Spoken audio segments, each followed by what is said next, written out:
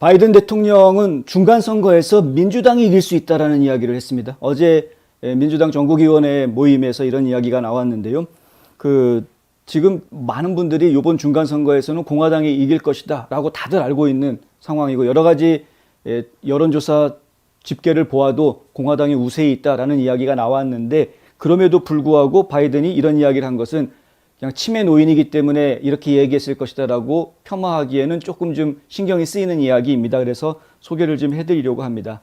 바이든을 소개하는 자리에서 제이미 해리슨 DNC 의장이 위원회가 2년 만에 처음 직접 만나는 자리에 모여 있다라고 이야기하면서요, 코로나19 백신 출시에서부터 첫 흑인 여성 연방 대법원 지명까지 바이든 행정부의 업적들을 막 얘기했다고 합니다. 그런데 솔직히 백신은 트럼프 행정부의 업적이지 바이든 행정부의 업적이 아닌데도 불구하고 바이든 행정부는 그거를 강제로 의무화해서 돈벌이 하려고 앞장섰다가 국민들의 지탄을 받고 있는 그런 입장인데, 지네들끼리 막 자기 식으로 해석해서 지금 소개하고 있는 거죠.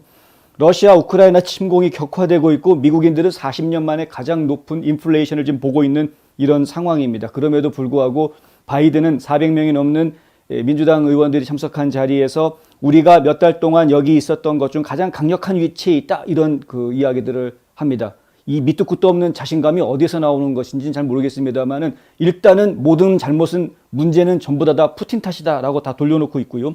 소비자 물가에 대한 모든 책임이 바이든 정책 때문이 아니라 우크라이나에서 전쟁을 벌린 푸틴 때문이다라고 지금 다 몰아붙이고 있는, 어떻게 보면은 이제 남 탓하기 잘하는 민주당 DNA의 특징이 여기에서도 그대로 지금 다 드러나고 있는 이런 상황인 것을 저희가 볼 수 있고요.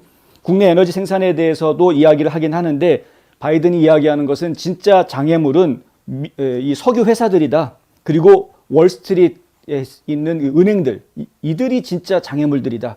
이런 말을 또 합니다.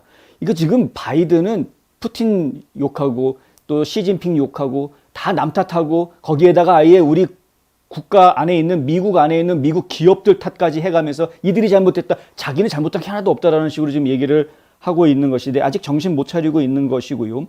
그럼에도 불구하고 제가 이 얘기를 소개해드리려고 하는 부분은 뭐냐 하면은, 바이든이 나름대로 어떤 정책이 있습니다. 생각이 있는 것이죠. 거의 2조 달러에 달하는 미국 구조 계획이 법으로 통과된 게 지금으로부터 딱 1년 전입니다. 그러니까 이제 바이든이 서명해가지고 아메리칸 레스큐 플랜이라는 것이 초당적으로 통과가 돼서, 그게 이제 딱 1년, 그때 국민들한테 뭐 1인당 1,400불씩 주겠다, 이 말에 모든 국민들이 그냥 마음을 녹였었죠. 자기 주머니에 일단 돈이 들어온다고 하니까 그냥 좋았던 거죠. 근데 지금 와서 생각해 보면은, 그렇게 엄청나게 많은 예산들을 다 풀어가지고 시중에 돈을 풀었던 것이 지금 우리 국민들이 겪고 있는 여러 가지 물가 인상이라든가 이러한 고통들이 그때부터 다 시작이 됐던 것을 저희가 이제 생각할 수 있는 겁니다. 그러니까 잘 생각했어야 되는 건데, 나라가 돈 푼다고 무조건 좋아하고 그냥 환영해 줄 일이 아니었는데, 하여튼 모든 국민들이 지금 몸으로 겪고 있는 상황이다. 민주당 당수의 낙관론에도 불구하고 민주당 유권자들에 의해서 곧 닥칠 문제들에 대해서 민주당 당내에서는 지금 뭔가 대비책을 세워야 된다는 분위기가 형성되어 있는 것이 사실입니다. 하원에서는 불과 5석만 앞서고 있는 것이기 때문에 이번에 뒤집힐 가능성이 크다라는 이야기가 나오고 있고, 상원도 지금 50대 50에서 가까스로 지금 유지하고 있는 상황인데, 그것 역시 한 자리만 바뀌어도, 민주당에서 공화당으로 한 자리만 넘어가도 상원 다수당 지위를 빼앗길 수 있는 상황이 되기 때문에, 결국에는 지금 민주당은 초긴장할 수밖에 없는 상황이죠. 게다가 역사적으로 보면은 민주당이든 공화당이든 어떤 한 정당이 백악관을 차지하고 있는 상황에서 바로 2년 뒤에 실시됐던 총선에서는 항상 반대당이 1등을 하는, 그러니까 대통령 취임하고 나서 바로 2년 뒤에 실시되는 총선에서는 상대방 쪽, 반대쪽 당이 더 많은 의석을 가져가는 이것이 전례처럼 그런 일들이 자주 있었다라는 것이죠. 1994년에 빌 클린턴이 대통령으로 된 이후에 있었던 총선에서 50석을 빼앗긴 적이 있었고요. 2010년 버락 오바마 전 대통령이 취임하고 난 뒤에 첫 번째 총선에서 또 중간선거였죠. 다 60석을 빼앗긴 적이 있습니다. 60석 넘게 빼앗긴 적이 있습니다. 그러니까 이번에도 지금 적어도 한 45석 정도는 공화당이 뺏어올 수 있지 않느냐라는 수치들이 나와 있고 트럼프 대통령이 이야기할 때는 한 75석까지도 이야기를 하는 것을 저희가 들었는데 그러니까 이게 지금 굉장히 많은 의석이 지금 민주당에서 공화당으로 넘어갈 가능성이 있는 상황이다. 이걸 지금 어찌할 수가 없는 것이죠. 실제로 여론조사를 보면은 리얼 클리어 폴리틱스에서 각종 여론조사 나온 걸 다 종합해가지고 평균을 낸 것이 있습니다. 이 평균을 낸 것을 보아도 2.8%포인트 지금 공화당이 지지율이 앞서고 있다라는 결과가 평균을 낸 것인데도 그렇다라는 것이죠. 그래서 결국은 공화당한테 유리한 그런 상황이다. 하지만 바이든은 끝까지 지금 이야기하고 있다. 사실 바이든이 이렇게 낙관적으로 우리가 이길 수 있다라고 이야기할 형편이 안 되는데 작년에 버지니아주 선거에서 우리가 보았기 때문에 그렇습니다. 바이든이 직접 선거 유세에 나와가지고 지원 사격을 해줬음에도 불구하고 영킨 공화당 후보가 당선이 됐죠. 공화당 주지사만 당선된 게 아니라 부주지사부터 해가지고 주요 요직들을 전부 다 공화당이 다 차지하지 않았습니까? 그리고 그 주 하원이라든가 이 주 대표 델리게이션 같은 경우에도 상당수가 공화당으로 바뀌는 모습들을 우리가 보았다. 그래서 레드 웨이브가 부는 모습을 보았다. 이것이 전국에 굉장히 큰 희망을 주었습니다. 그래서 올해 이제 2022년 중간 선거에서도 전국적으로 레드 웨이브가 불 것이다라는 이야기들이 지금 나오고 있는 상황이죠.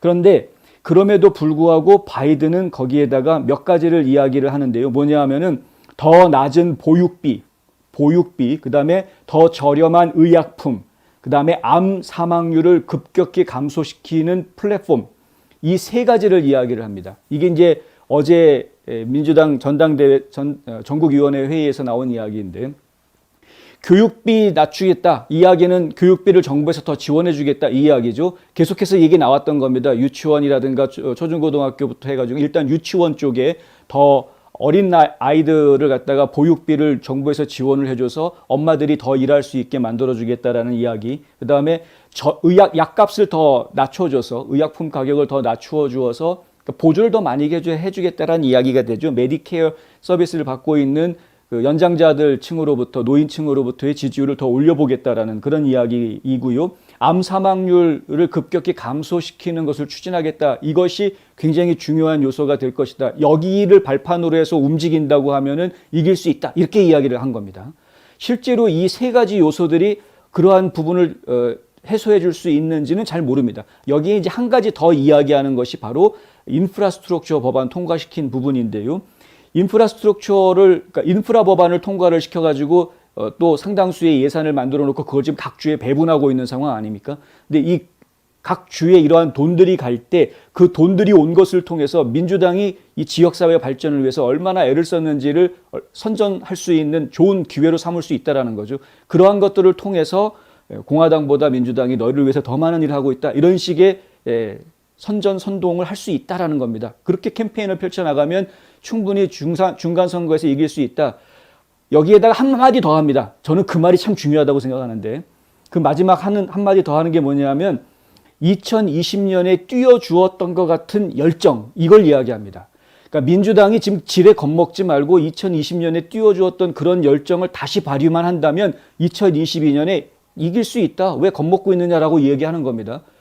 이렇게 나약해 빠진 국가 지도자가 민주당 앞에 가서는 굉장히 강한 사람처럼 이야기를 했다라는 것도 참 아이러니한데 결국에는 지금 국민들한테 돈 뿌려가지고 민심 잡을 수 있다라는 이야기를 하고 있는 거여서 여전히 뭐 저는 이제 국민들을 정말 바보로 생각하고 있구나라고밖에는 이해가 되지 않습니다만은 하지만 나름대로 민주당원들한테 이러한 전략을 지금 제시를 하고 있다. 그리고 이길 수 있다라는 낙관론을 지금 주장을 하고 펼쳤다.